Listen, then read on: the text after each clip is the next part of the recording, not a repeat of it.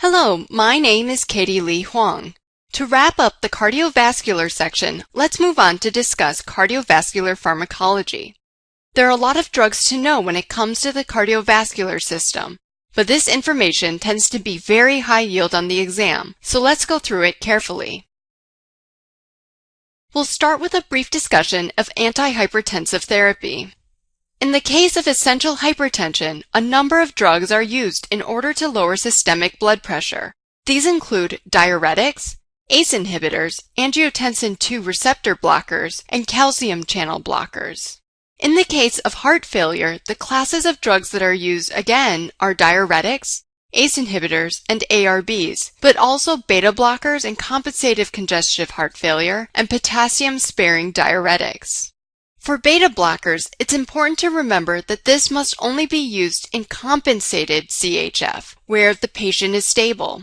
If the patient is in decompensated heart failure and unstable, beta blockers should not be used, and they are contraindicated in cases of cardiogenic shock because they would decrease cardiac output even further and worsen the disease.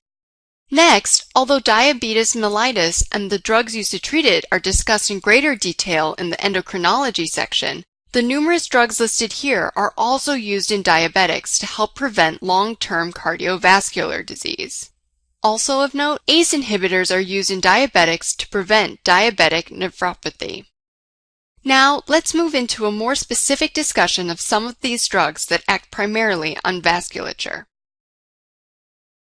First, let's discuss calcium channel blockers.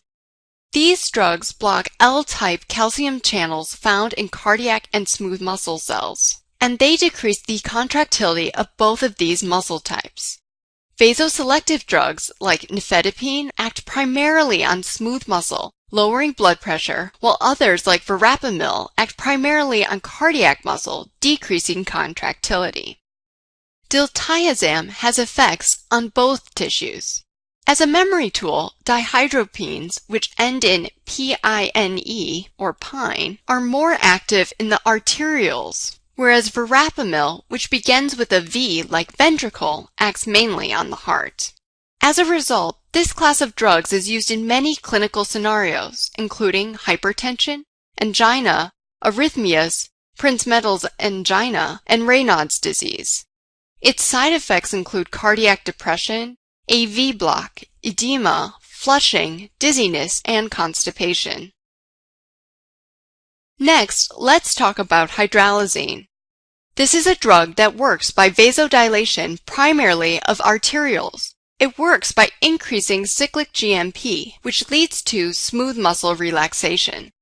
Since arterioles largely determine mean arterial pressure, hydralazine can be used in the context of severe hypertension or hypertension in pregnancy. Additionally, since vasodilation of arterioles lowers the afterload on the heart, hydralazine is also useful in CHF.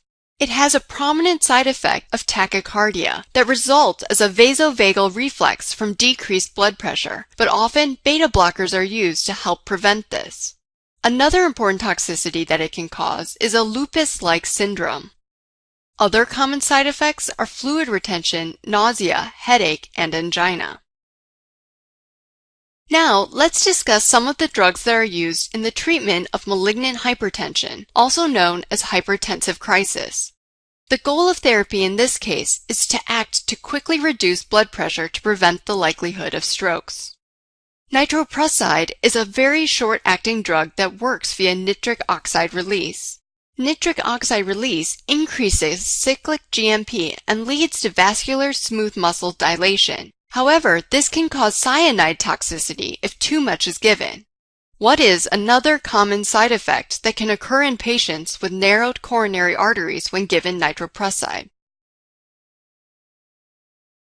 Well, it can cause coronary steal syndrome. The coronary vessels are already maximally dilated, so when all the other vessels are dilated with nitroprusside, blood is shunted away from the vessels going to the ischemic areas, thereby causing more ischemia. This is a commonly tested side effect on the board, so make sure you understand this mechanism. Phenoldiazepam is a dopamine receptor agonist, which causes vasodilation of coronary, peripheral, renal, and splanchnic vasculature. Now, let's move on to a group of drugs known as the nitrates, which includes nitroglycerin and isosorbide dinitrate. Much like nitroprusside, these drugs cause the release of nitric oxide in vascular smooth muscle, which leads to vasodilation. However, these drugs act primarily on veins and not arteries, which leads mostly to a reduction in preload rather than afterload. As a result, these drugs are used most often in the setting of angina, but they are also helpful with pulmonary edema and occasionally as erection enhancers, although drugs like sildenafil have largely taken over this last role. Common toxicities include reflex tachycardia, hypotension, flushing, and headache. These are similar to the symptoms of Monday disease, which is seen in industrial workers who are exposed to nitrates on the job. They would build up a tolerance to nitrates during the week, but it would fade over the weekend, and thus would get these symptoms when they were re-exposed on Monday. Now that we've talked about all these different classes of drugs, let's review how to use them best in treating angina. Since angina stems from a mismatch between myocardial oxygen supply and demand, the goal of anti-anginal therapy is to reduce oxygen demand, and there are a number of parameters that allow for that reduction. Let's discuss each class of drugs and the effects they have on angina. First, nitrates, as we discussed before, work by decreasing preload on the heart, which can be measured by end diastolic volume. As a result, they lower myocardial oxygen demand and also lower blood pressure. However, they cause a reflex increase in contractility and heart rate, leading to a decreased ejection time. On the other hand, beta blockers affect afterload, and they do this by decreasing the afterload on the heart, which also decreases myocardial oxygen demand and blood pressure. However, beta blockers also work by decreasing cardiac contractility and heart rate directly, leading to increased ejection time. As a special note, pindolol and acebutolol are contraindicated in angina because they have partial beta agonist activity. When these two classes of drugs are combined, the nitrates plus the beta blockers, the overall effect is a marked reduction in myocardial oxygen demand, with a decrease in blood pressure and heart rate, but little or no effect on end diastolic volume, contractility, and ejection time because the side effects cancel each other out. That's why this combination of therapy is so frequently used in the treatment of angina. Calcium channel blockers have effects on angina that are dependent on where they act. CCBs that act on blood vessels like nifedipine have results similar to nitrates, whereas CCBs that act on the heart like verapamil have results similar to beta blockers. This can help be remembered by nifedipine starting with N is similar to nitrates, also starting with N. Now, let's turn our attention to the many different drugs that are used in the context of hyperlipidemia in order to lower lipids. Before we start talking about the various classes of medications, let's briefly review how cholesterol and lipids work in the body. Cholesterol is either absorbed from the gut or synthesized in the liver. From there, it can be converted to bile acids and then secreted into the gallbladder, or it can be converted into very low-density lipoprotein, or VLDL, which then circulates in the blood. As VLDL circulates, it is converted by the enzyme lipoprotein lipase into low-density lipoprotein, or LDL, and this can be reabsorbed into hepatocytes.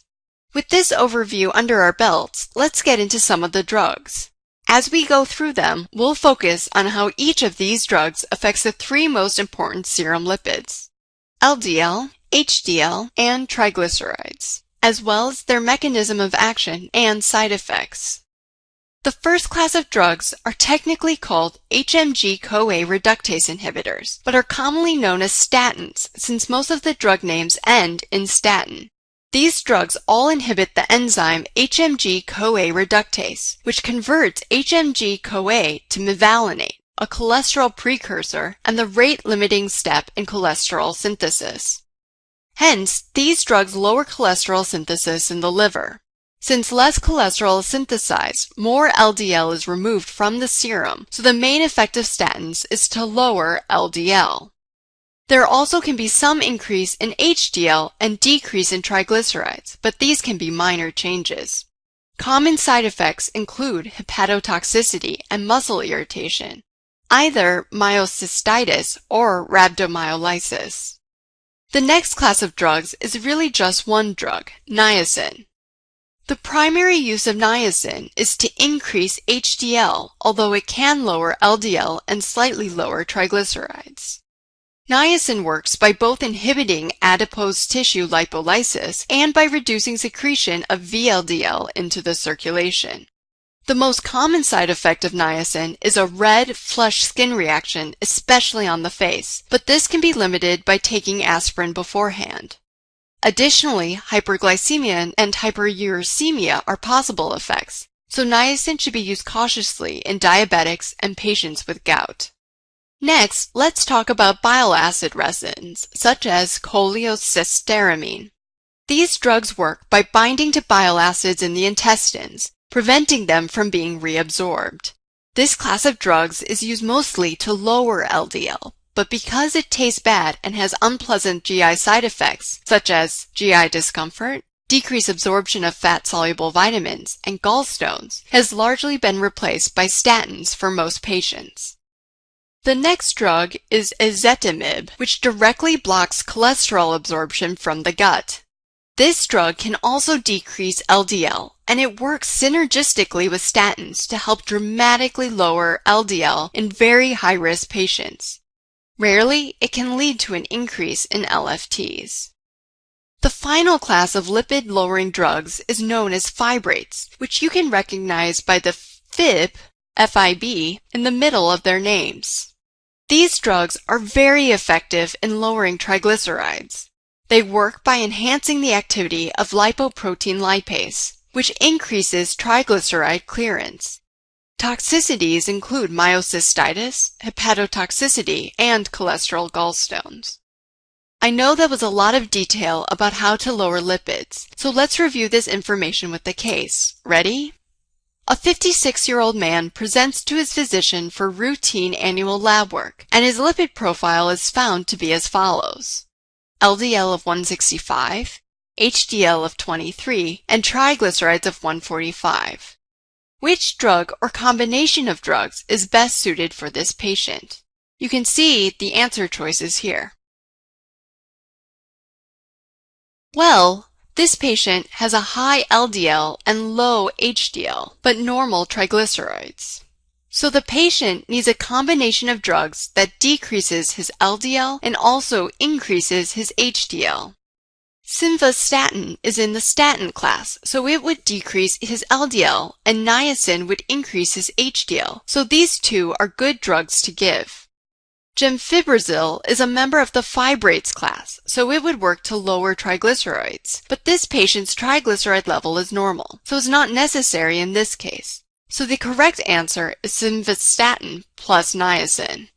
Also, as a side note, statins and fibrates should only be used together with extreme caution, since the combination of these two can greatly increase the risk for rhabdomyolysis.